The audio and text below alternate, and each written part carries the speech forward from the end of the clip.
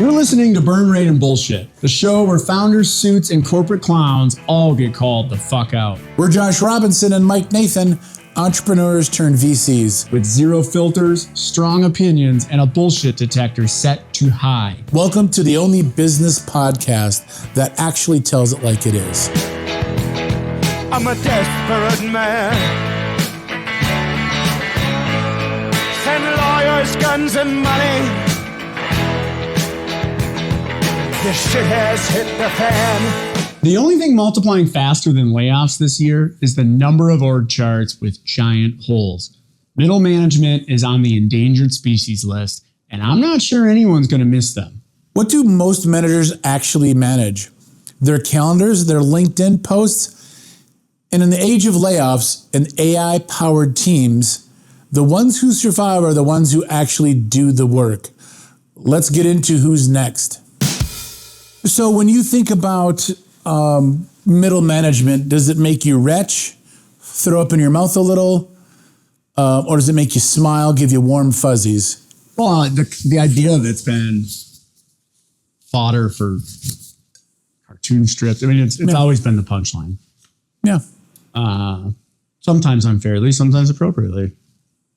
I would say conceptually, middle management doesn't make me cringe. I don't get warm and fuzzy. I don't get warm and fuzzies about fucking anything, Mike. You don't. So, here's what I'd say. I think middle management has been treated like a four-letter word. It's dirty. It's somehow unclean. I just think I think it's misunderstood. The role of middle management is, let's say there's frontline folks, there's C-suite, and there's middle management, which is a lot, right? Frontline managers? Frontline workers. Let's say frontline workers. So like a manager of frontline workers, you're including in middle management. And everybody else, and the managers of managers, right? Okay. So I think what you'll find is middle management is the translator from the C-suite and the board down to the frontline workers. And that's its intent. That's its intent. And it's meant to drive the certain level of production, efficiency, results, whatever that is, all the way from up high to down low. And the bigger the company, the more necessary that is because, you know, as the Romans figured out, you can't manage everything from Rome. Mm-hmm. You need other people out in the field figuring it out, making decisions for you on your behalf. So that's it. It's not even evil. It's a necessity. It's a function that needs to be done in a company. The smaller, obviously, the less. But middle management's there for a really good reason. So is it in danger then? 100%. Is it going extinct? 100%. Or does it evolve? It's going extinct. Okay. Oh, 100%. And the reason that is, I suspect most businesses are structured around a read and react operating system. What happened last week? Somebody tell me in our Monday morning meeting, and then let's freak the fuck out or pat ourselves on the back based upon those numbers. Mm-hmm. And those are usually aggregated, brought forward, spoke to by middle management to the senior management team. Hey guys, we had 15 onboards. We had 3 million in sales. We had whatever it is. Everything gets reported up, which is how most people have done that, person to person. Somebody looked at a spreadsheet, looked at an email, looked at maybe a printout of something, and everyone's sort of aggregating it person to person in a meeting. That's going away. Mm-hmm. I mean, the invention of the dashboards, right? I mean, that's not new, but a truly automated dashboard is still sort of scarce. Like you might have dashboards, but they're not. Somebody needs to plug it in. Some idiot's putting that together in an Excel file. And you usually have some context to why it is or why it isn't the way it's supposed to be. You plug in that automation. Software is just getting better, period. And then, of course, the elephant in the room is AI. AI will pull that shit for you too. So I think that... And tell you what you should think about it. Exactly right. And you'll feel better about it. Now, a middle manager can do the same thing. Say, hey, we actually sucked last year, or last week. We sucked last week. We should probably try harder this week. Or here's 5 recommendations of what we can do. And the boss is going to say, yeah, now go do it. So if I have half of that equation solved for, I'm big deal Bobby, CEO of the biggest thing ever, I'll just look at my dashboard. Me and AI will sort of figure out, I'm like, okay, Now let's have the minions at the front do the thing I want them to do. I'll communicate directly with them through email, text, some sort of messaging system within the company. If you think about it, the middle manager is there for implementation, not for strategy.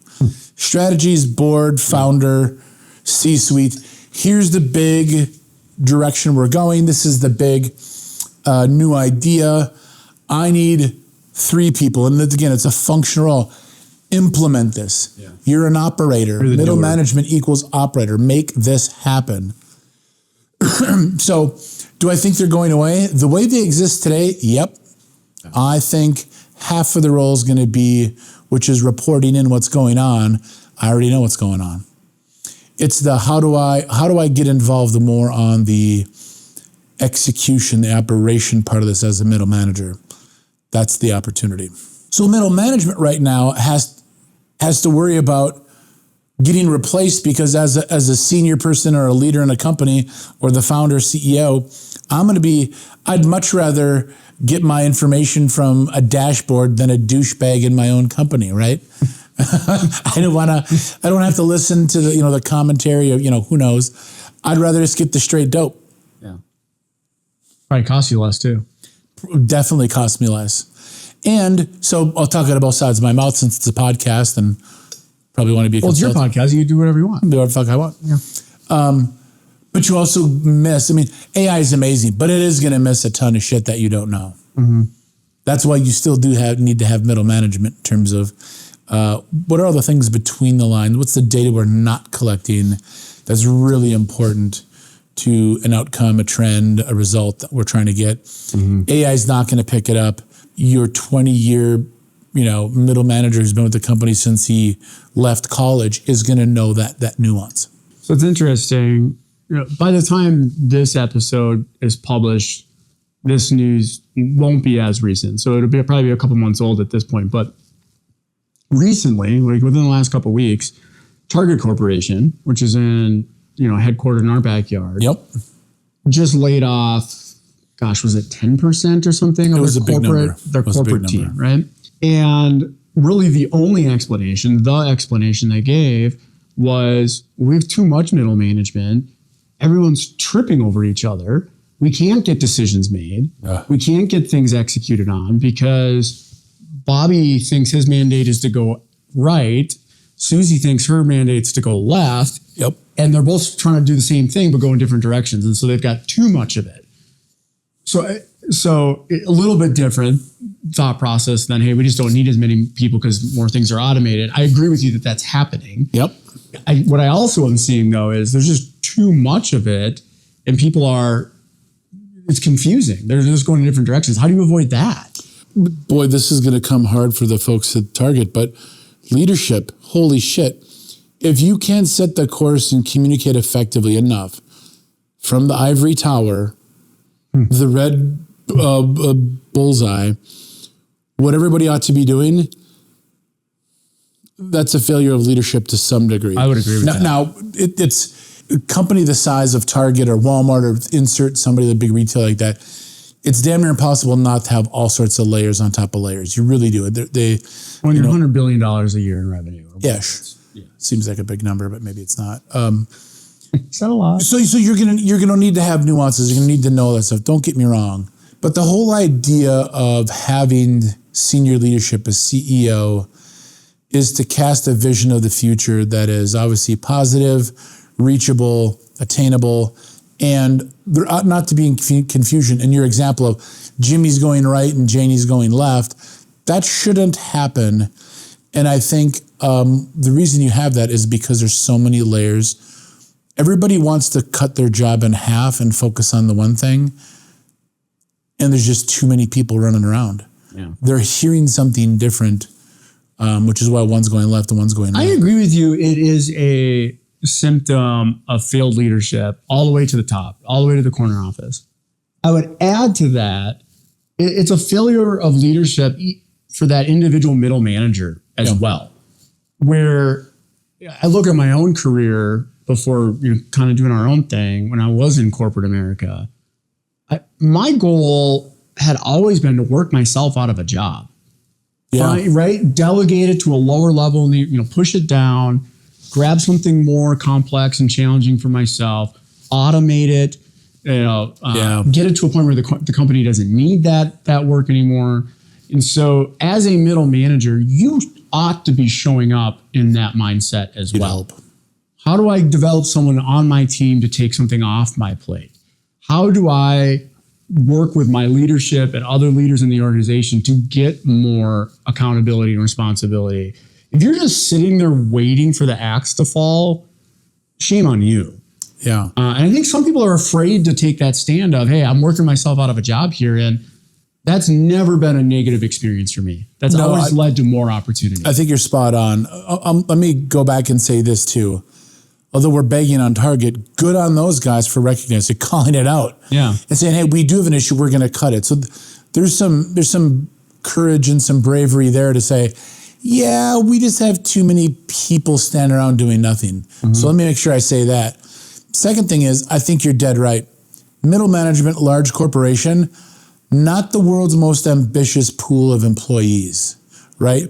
I think when you look at a small startup company, when you have people like take initiative, figure it out. Mm-hmm. Here's an interesting concept. Or we don't fucking exist next week. Don't exactly. Yeah. But here's an interesting concept that most people always forget to do at work. Think critically. Well, what should I be doing?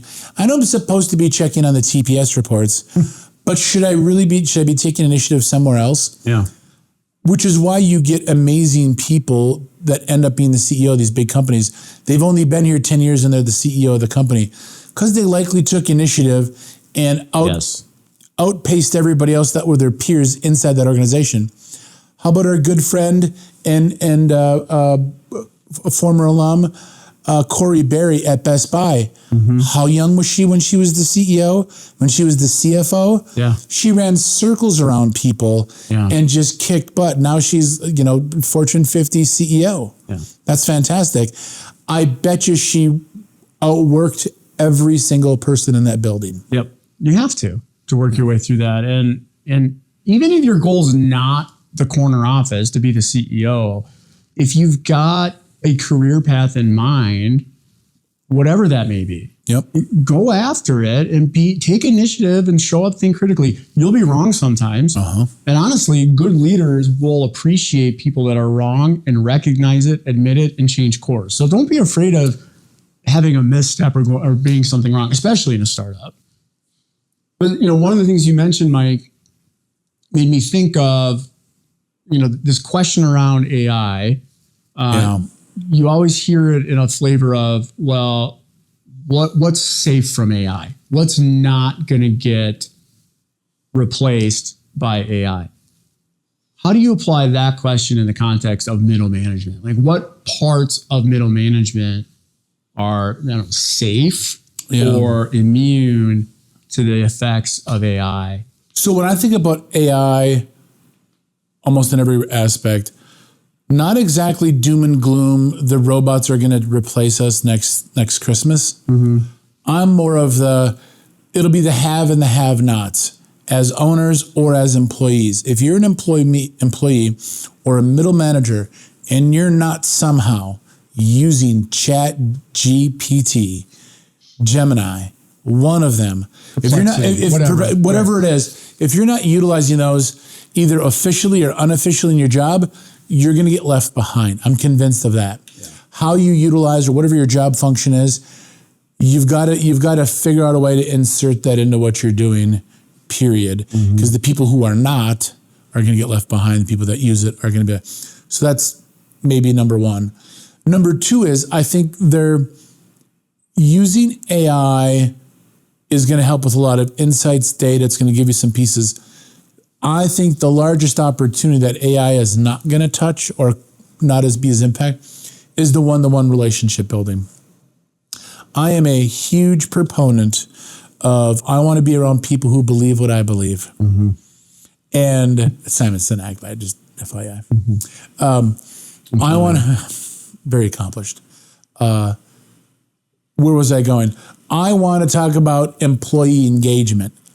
getting your employees engaged to do the thing, the frontline workers, supervisors, whoever those are, the people that are actually doing the work, if I can even get them 75% engaged, my numbers are going to rocket, just skyrocket. They're going to take off. The middle managers who know how to tip, they have to act as, cubicle, they have to act as cubicle gurus, right? They want to empower, motivate, showing the latest Tony Robbins video on how to pull and, thrive to be the best. It sounds canny and hokey. I get it. Believe me, I'm front of that list to make fun of somebody for that. And it's true. And it matters works. to people. It matters to people. And when people are engaged, they'll just get a different, better result than others. So I don't think middle management's not going to be grabbing, super keen insight. You have to rotate it 35 degrees and then you get the best result. It's going to be like, I know Jimmy, Bobby, Timmy, and Sally's motivation for being here, and I got them rocking and rolling. They are putting up awesome numbers. AI is probably not going to coach me through that. They're probably I just think that's going to be a skill set specifically for middle management is getting people bought in to your company, employees engaged. I mean, because employee engagement right now, it is at an all-time low. Quiet quitting, people just generally being douchebags, not my job, hot yoga Thursday. How many times do we said that every episode? Probably. Because it's true. And it was a real thing. And it's like, you got to. That happened more than once to us, Yes. by the way. That exact same excuse. So babbling to sort of say, I think AI is going to be helpful to a lot of things. I think the opportunity, though, is with that human connection. Shocker. Yeah. I would agree. I would phrase it as like emotional intelligence.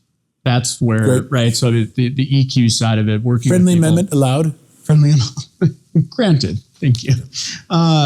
So the emotional intelligence or the EQ side of middle management is going to continue to be, people that are strong there are going to be strong leaders, operators, executors.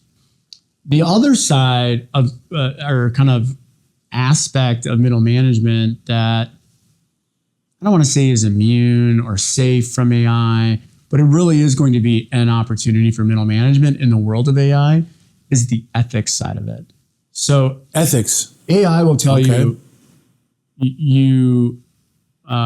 can do this. This is how you would do this. There's going to be an element of, should we do that?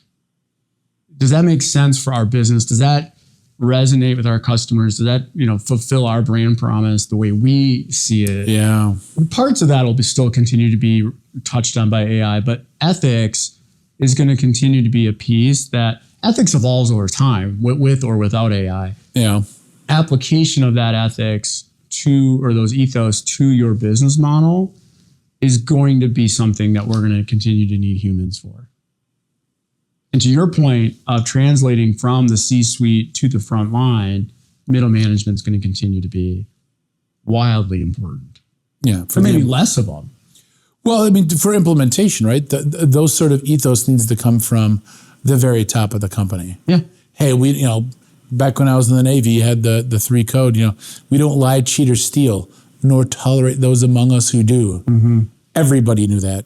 You need to ask us about it. Whenever we saw somebody lying, cheating, or stealing, or tolerating somebody that was an easy thing to do. Corporate America needs to get that sort of mantra down around, hey, customer always comes first. We're the lowest price guarantee. We're the fastest delivery.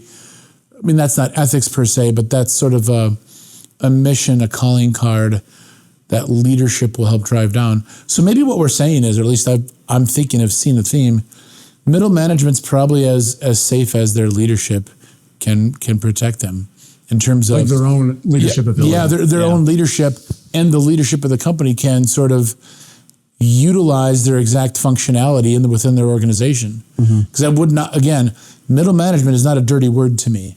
It is a good thing if used properly. But if you overutilize them, you ignore the dashboards and accept the douchebags, you're overpaying for something that might cost you $25 a month instead of having 8 regional managers telling you what happened with inventory last week.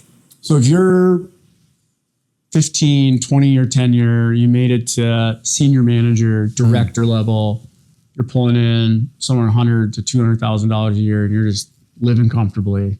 You do the 8 to 5, don't put in a ton of effort, you're at risk. Yeah, you're pretty much sliding past the event horizon. You are going to be the AI shit black canned. hole is going to suck You are in. going to get shit canned if that's how you're thinking. Or get some pictures with the boss. Something. Maybe a little blackmail material. I mean, what else is going to save you? I mean, isn't that, Well, with AI, you can get a picture of the boss fucking a goat now. There you go. No. Yeah. Nailed it. Yeah.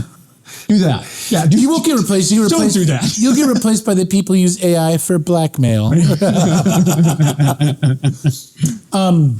I mean, how much of our culture is fat, dumb, and lazy, right? And middle management, and which is all. So let me go on the other. That's why we have as much disdain, if you will, for middle management, or people kind of snicker at it, is because likely that exists in large companies, and large companies know how to really just suck the life out of everything. So some people are like, I'm just here for the paycheck. Fuck off. This is all I'm going to do. You're not going to get any more to me. At 5 o'clock, I'm out of here. Or I'm working remote, right? That's where we get the bad name in this. And if you're that person, and this is a little bit of a self-reflection. If you're a middle manager and you've been coasting and your age starts with a 5, definitely a 6, wake the fuck up, dude. Yeah. Wake up. You're about to get a bullet to the back of the head. Yep. But you think it won't. You're pretty senior. You're pretty no one's noticing, except for the douchebag consultants that we talked about earlier. They're going to walk into the room and say, Jimmy, Bobby, and Terry, they're all 25 years. They're done today. What is it they say you do here? I talk to the customers so the engineers don't have to. Right? But you actually talk to them. Well, no, we have a fax. Do you take it to them? No, my sister. No, my sister does. I think that's got to be, and that's going to be hard for some people to hear. Unlikely, not a lot of middle managers are catching this podcast, but boy, oh boy, I forget who said it, but know your value. In every situation, every room, every day, what's your value to the organization, your family, the thing you're a part of? So do you think that affects the morale then, when these middle managers are getting just gutted? Yes and no. I mean, nobody likes layoffs. But this isn't even going to be a layoff scenario, I don't think. This is going to be like, you're worthless, I don't need you. I mean, talking about taking something old off the shelf and making it new, how many times do you bury a 30-year vet to bring in the 25-year-old, 35-year-old kid who's going to work 60 hours a week for the same pay and half the benefits? Although those kids don't exist much anymore either, do they? Probably not. I would argue, so if the assumption is most of middle management that's at risk are those that really aren't driving value, I think that's a pretty safe assumption to make. We all are there. Then I would take it to the point of saying, hey, their teams, people are pretty intuitive. If they've got a leader, a direct supervisor that's not driving value across the organization, they see it. Yeah. And so that person is now out the door. Managed and messaged the right way, that actually may be a morale booster. Oh, for sure. Not a derailer. That's right. And I think that depends on how engaged those employees are. I'm sounding really cynical, but that's, since you're not talking, I figured I'd be the cynical one. Hey, that's my lane. Okay. I'm the bright and sunny one. But oftentimes you will see, you're right. If you've got a shitbird of a boss and they get fired for all the right reasons or get moved on or whatever it is, that is like, sweet, we now can do the thing. Yeah. And most of the people who are held back by a boss like that aren't the ass kickers anyway. They're gonna, I'm just here so I don't get fired, right? I'm just here so I don't get fined. Is that the... Well, yeah. I mean, so I think I'm really I'm being negative now about that kind of employee. It can be a lift, but then who really matters? Will they do something different? Will those same employees now work till 5 o'clock at night? Will they show up at 8 in the morning to be promptly at their desk or answering emails or on the phone or whatever they're supposed to be doing? I'm a little skeptical of that. I am too. And not always, but often enough that I'm seeing this is this middle management exodus is now resulting in self-managed teams. Yeah. Have you seen this? Yep. I think it's the most asinine thing on the planet. So that's where I'm at. Where are you at with self-managing teams? Is it something that can work? Have you seen it work?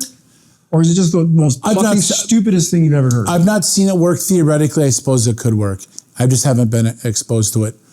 My experience, a lot like yours, especially as of late, is around a small startup company. We are, we're on a mission from God, as the Blues Brothers would say, right? You find something to rally around, a commercial solution to save money, time, lives, whatever, especially if you're in healthcare, and you get really focused on that. That's your why. You get up in the morning like, this is what I'm going to do. I don't give a fuck what Josh is doing today. I'm doing the 5 things I need to do and maybe thinking about the 6th thing for tomorrow, no matter what. That's my experience. I don't like hanging with people who aren't like that. Mm-hmm. I don't like people who are not self-motivated, self-driven people. So when you ask me, would self-directed, that's all I hang out with is self-managed teams in the form of a startup. Yeah. Like you don't need a lot of like, hey, could you make sure you emptied out the trash or whatever the thing might be. Well, and if a lot of the middle management role is to translate from the C-suite to the front line, there's really, you're all kind of there together already in a startup, mm-hmm. right? You're interacting. That's actually been a complaint that we've had in startups is, oh gosh, I don't see Mike anymore, because we got too big. And so they're not having that daily interaction with the CEO. But early on, you kind of are a self-managed team in a lot of ways. Well, there was, let's make this about me. Well, we never do. Yeah, for right now. Should. Yeah. But as the CEO founder, there was a time at Mendota Health that I interviewed absolutely every single person. Yep. And their very first day of employment, I was there and I spent half the day with them. Yep. Regardless. Same was true at Livio Health Group prior to this company. It's another healthcare startup company. And as you race past 100 employees in a hurry, you realize like, oh, I'm spending almost all of my time with employees, which isn't bad, by the way. But you realize it is a really big time commitment. And then somebody gets to a point though, like you need to put your time somewhere else. You can't do it because when the board's asking like, hey, what about the thing and the switch and the really big deal that's about to happen in the market? Like, oh, I'm too busy playing fucking slapsticks in, HR onboarding with, 2 truths and a lie. 2 truths and a lie. Tell me about a time where you were totally embarrassed in high school. I'm doing that shit. Again, I say that shit, but it does connect you on a human level to people that makes me or it approachable or them approachable. And you can just work at a speed of trust when it is sort of mission-based. Mm-hmm. When you are thinking about something other than the bottom line or growing for growth's sake, that's important. There is that weird balance of at some point, you do have to take a step back or 2 steps back to make sure, okay, we've got to run faster. I can't be high-fiving and hugging every single person through the door. But I tell you what, you have people like Jenna and others, yourself, other people that are going to step up and fill some of those roles too. So you're still touching, someone's feeling. Still doing it. Yeah. There's somebody very senior a founder still involved in the paces that it's meaningful. But you as the founder may walk in one day and be like, who the fuck is that? Has that ever happened? I feel like that. That's Jimmy. He's been here for a year. But I want to say hi. Yeah. You've met him several times and his wife. You were there at his first child's birth. Oh yeah, Jimmy Svetka, right? No, Jimmy Olsen. Right. I knew it was Norwegian. They named their kid after you. Right. Oh, that's why it rings a bell. That's why it rings a bell. You're the godfather. You were at the christening. So I think, but what we're talking about, just there's galaxies apart. Early stage sound. You're there for so many other reasons, and the engagement is off the charts. Let's use Target as the foe again. Target, I want to make sure we get all the pet products out for Halloween this year.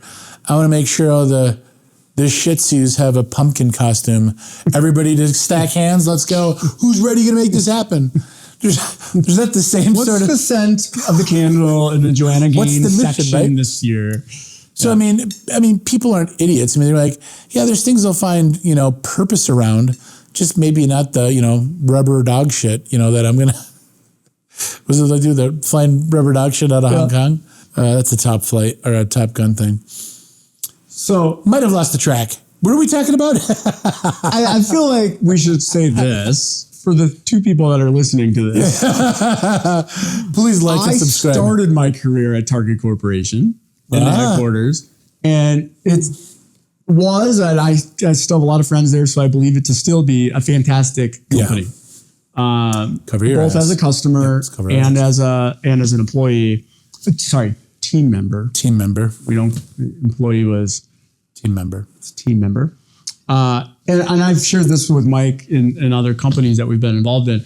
I continue to draw on things that I learned, right out of college 20 some years ago that I got at Target. And so, and I still implement some of those philosophies and some of that structure in companies today. So it is a great company. 100%. When you think of it's Target, a little bit of a rough patch, but it's a great but also I love their honesty and how they're addressing the thing right in the middle of the room. Like, we've got too much middle management. We got to figure that out. Honestly, if you were to ask me, it was an example of a large company doing a really great job at flattening. I would say that would be one of the examples that comes to mind. I think of another good example, I still think of Enterprise Rent-A-Car, right? Back in my day. That's where you started your career. That's right, where I started my career. And not only do they give you, as a very young, mostly moronic man or woman, hey, here's $1 million fleet of cars that you need to make $1 million on every month, and make sure nobody steals it. You get the oil changed. If they do steal, you have to go fucking get it. I had to go get it. Yeah, you have to repo a car. So you have all these responsibilities that no other corporation will give to a young whippersnapper. Yeah. Like, hey, you'll be the financial analyst number 4 at our company. You're like, no, you're the assistant or branch manager here. Run it. Let us know if you have any questions, and they leave. You're like, what the shit? But they do teach you, like, when this happens, do this. When this happens, do this. This is how you treat customers. One of their biggest score is customer service. Like, you have to make sure that person is cool when they're done with the rental.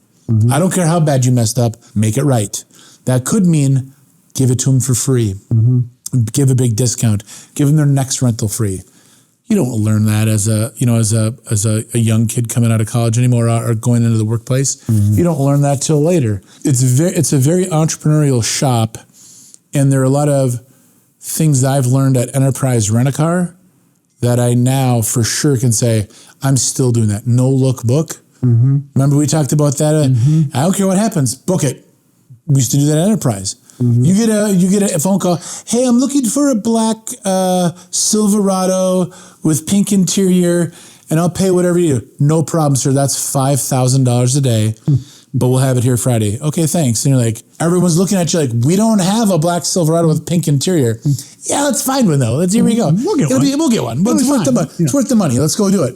Boy, there's in this day and age, they don't allow any of that stuff to go on anymore. Well, I'm hearing in that story though, tying it back to where middle managers have opportunity and where they're going to continue to survive is those that are taking initiative, are using critical thinking, and are putting the values, the ethos of the company at the forefront of everything that they're doing. That's really what was happening there. Yeah, same at Target, right? And those that are doing that thrived and were able to have other opportunities in the organization. Those that didn't, they were coached out, managed out. Some people, there's also this. Middle management, senior, frontline folks, some people have it and others don't, right? It's that combination of self-awareness, knowing where we're going, taking initiative, and you can't find that if you went to MIT, Harvard, Hennepin County, any one of those, you can't find it there. So if you just don't have it, you're fucked. Yeah. And if you look at middle management as a whole, there's lots of people transitioning from, hey, I was sweeping up the back mailroom. Now I'm in middle management. Next, I'm going to be the CEO of this company. You're just catching that person in the transition. There's some people who have it, and they're going to be middle management for a heartbeat, and they're going to be in the C-suite or senior management very, very quickly. That's it for this round of burn rate and bullshit. Where the only thing we sugarcoat is our coffee. If you liked what you heard, great. If you didn't, fuck you. Even better, we're not here to make friends. Hit subscribe, share it with someone who needs a reality check. And remember, every company is a gamble. Just make sure you're not the mark at the table. Send lawyers, guns, and money. This shit has hit the fan.